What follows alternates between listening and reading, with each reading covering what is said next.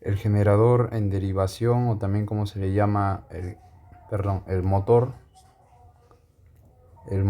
en derivación, o como también se le llama el motor en shunt.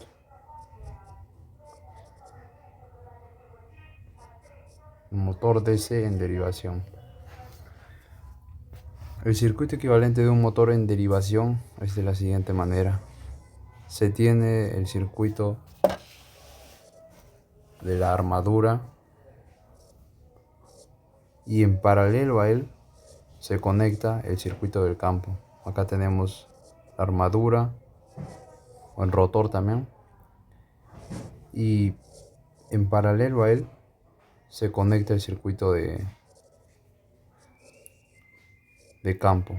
Acá va a estar su resistencia variable, su resistencia del campo y su bobinado. Paralelamente se conecta.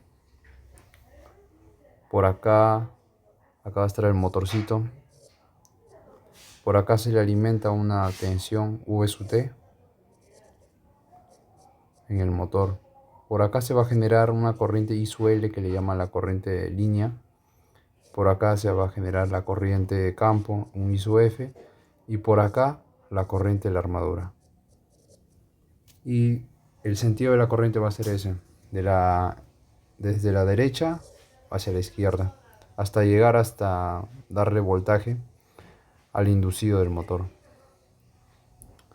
Entonces, de acá de este circuito equivalente podemos sacar la siguiente relación, de que por la ley de Kirchhoff el voltaje que le está llegando a esa armadura va a ser igual al voltaje que se le dio por las terminales menos la caída de tensión que va a haber debido a esta resistencia. ¿No es cierto? Se le da un voltaje por acá, se le da el voltaje en las terminales y debido a esta resistencia se genera una caída de tensión. Una fórmula que utilizaremos también más adelante. Luego por la ley de Kirchhoff, pero para corrientes, sabemos que las corrientes que entran van a ser iguales a las corrientes que salen. Aquí en este nodo está entrando el I sub L y está bifurcándose el I sub A y el I sub F. El I sub L va a ser igual entonces al I sub A, es la corriente de la armadura, más el I sub F, es la corriente que está pasando por el campo. Ahora estas son dos ecuaciones que nos van a servir, pero también se desprende una última más, que es que la corriente del campo va a ser igual al voltaje que se le está dando en las terminales entre la resistencia total que hay ahí, que hay acá. Todo esto acá. La resistencia total. Perdón, solamente esta parte de acá. No se cuenta al inductor. Entonces la resistencia total. Tres fórmulas que se desprenden simplemente de un pequeño análisis que se puede realizar. No es necesario memorizarlas. Ahora vamos a ver como segundo punto las características en las terminales de este motorcito. Las características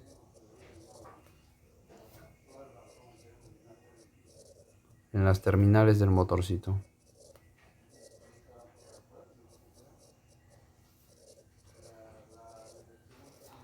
Como es un motor, las características más importantes que tienen los motores son dos. Uno viene a ser el torque, como ya lo expliqué en la primera clase, el torque. Y otro viene a ser la velocidad a la que está girando ese eje, la velocidad. Entonces lo que vamos a hacer es, vamos a tener una gráfica de velocidad versus torque.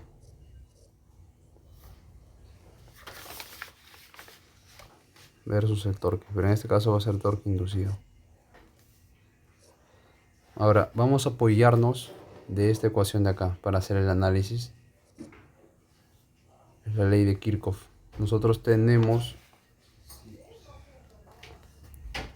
esto, que el voltaje en la armadura va a ser igual al voltaje en las terminales menos la caída de tensión por la resistencia que hay en la armadura. Pero esto de acá es igual a esto, a la constante por el flujo por la velocidad, ¿no es cierto? Y el I sub A de la primera clase, que yo dije de que el torque inducido va a ser igual a una constante K por el flujo por la corriente de la armadura. Si despejamos esto, despejamos el I sub A, todo esto va a ser igual a esto. Entonces el I sub A, reemplazando acá, va a ser igual a esto. Torque inducido por el R sub A. ¿Ya cuál es la idea de hacer esto? Yo quiero formar una función de W en función del torque inducido. O sea que me quede algo así. Un W en función del torque inducido. ¿No? Algo así.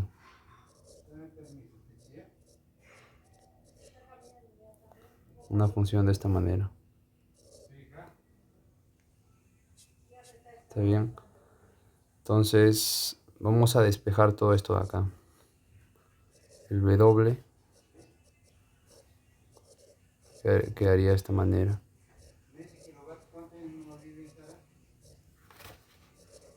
Todo esto quedaría al cuadrado. Ahora, como en este caso vamos a asumir, acá vamos a hacer una pequeña acotación, vamos a asumir que para este análisis vamos a tener bobinas de compensación. Creo que también le llaman bobinas de inducido también, bobinas de compensación. O sea, al tener esto no va a haber el fenómeno de la reacción de la armadura. Reacción de armadura. No vamos a tener ese fenómeno. Entonces, si no tenemos ese fenómeno, el flujo se va a mantener constante. Y este K y es constante. Y el V sub T también. Todo esto va a ser una constante. Lo mismo para acá, para el R sub A y para todo esto. Vamos a representar esta constante por un A y esta constante por un B. Por lo tanto, la velocidad va a ser igual a esto, A menos el B por el torque inducido. Entonces, ¿qué observamos acá? Esta es una ecuación lineal con pendiente negativa. Con pendiente negativa. ¿Y cómo quedaría más o menos la función? Quedaría de esta manera. Sería así.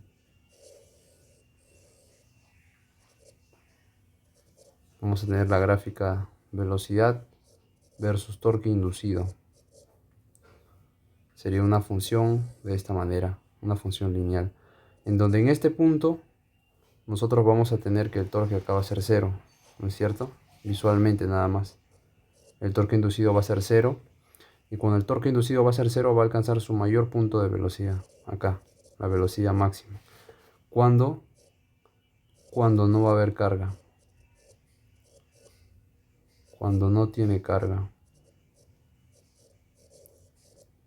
A medida de que uno le va conectando carga, el torque va aumentando más y más.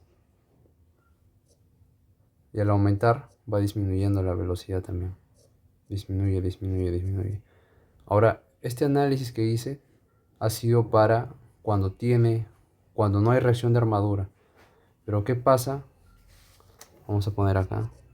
¿Qué pasa cuando sí hay reacción de armadura o reacción del inducido? ¿Qué pasa cuando hay reacción de armadura?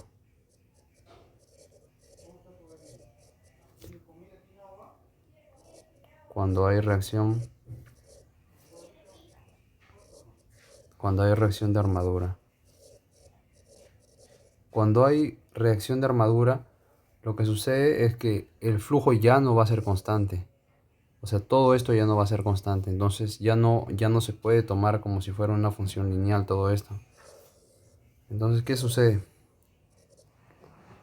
Más o menos la función se asemeja a esto. La gráfica se asemeja a esto. Cuando nosotros teníamos Cuando no había reacción de armadura era de esta manera.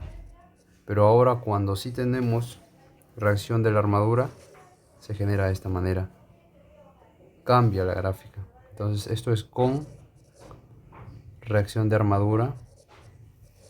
Y esto va a ser sin reacción de armadura. Ahora, otro punto importante también viene a ser el análisis. El análisis que se va a hacer para los problemas con la curva de magnetización.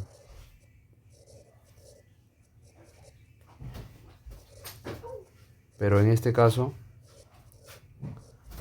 cuando tiene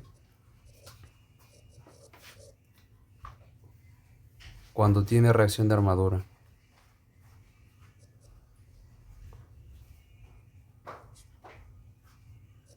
Cuando hay una reacción en la armadura. Cuando tiene reacción de armadura o inducido. Cuando tiene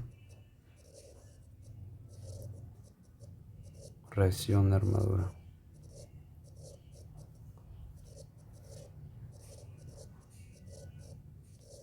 Entonces, cuando nosotros tenemos reacción de armadura, eso significa de que tanto el rotor, nosotros primeramente sabemos de que en el campo se va a generar un flujo, ¿no es cierto? Acá tenemos la parte de afuera del campo y este va a ser la armadura. Acá se va a generar un flujo. Pero cuando nosotros tenemos reacción de armadura, lo que pasa es que en esta armadura o en el rotor o en el inducido también se genera otro flujo magnético. ¿Y qué es lo que hace? Hace que esos dos flujos, o que el flujo total que se genere en ellos, o la fuerza magnetomotriz total, vaya a ser igual a la fuerza magnetomotriz que va a tener el campo menos la fuerza magnetomotriz que va a tener por la reacción de la armadura. Entonces, si nosotros sabemos de que la fuerza magnetomotriz va a ser igual al número de bobinas. En este caso se asume las del campo, ya que ellas son más grandes en comparación a las del circuito de la armadura. Y se le multiplica por una corriente de campo I/F, pero una nueva. Ya no va a ser la misma que sí se generaba acá. Ya no va a ser la misma, sino una diferente. Y nos quedaría todo esto. Ahora para eliminar este N sub F lo dividimos entre todo lo dividimos entre un N sub F. Entonces se va. Nos va a quedar de que esa nueva corriente en el campo, que se está generando en el campo debido a la reacción de armadura, va a ser igual a la corriente que pasaba por el campo menos la fuerza magnetomotriz de la reacción de la armadura entre el número de vueltas que tiene el bobinado en el campo. Nos quedaría todo esto. Ahora, este dato, cuando vamos a resolver problemas, se va a utilizar esta corriente de acá para encontrar en la curva de magnetización, el voltaje que vamos a tener en vacío. Por ejemplo, supongamos de que acá yo obtengo 4,3 amperes. Entonces, mediante la curva de magnetización, lo que vamos a hacer es que si acá tenemos 4,3, vamos a trazar acá una recta y luego vamos a proyectarlo en el eje del voltaje de vacío, en el eje Y. Y vamos a tener un valor aproximado de lo que es el voltaje en vacío que va a estar teniendo la armadura, que va a ser esto 233 para este caso. Y eso va a ser lo que nos va a servir para resolver más problemas en adelante.